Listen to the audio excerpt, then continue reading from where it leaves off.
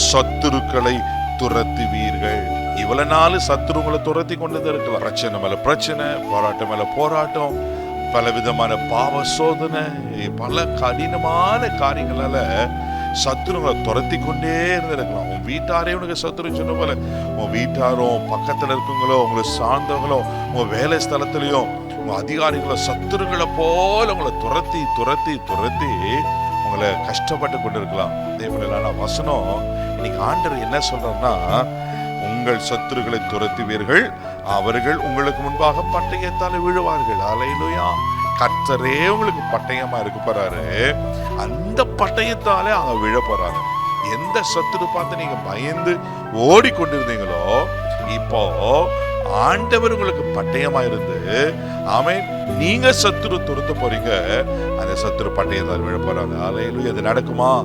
நிச்சயம் நடக்கும்.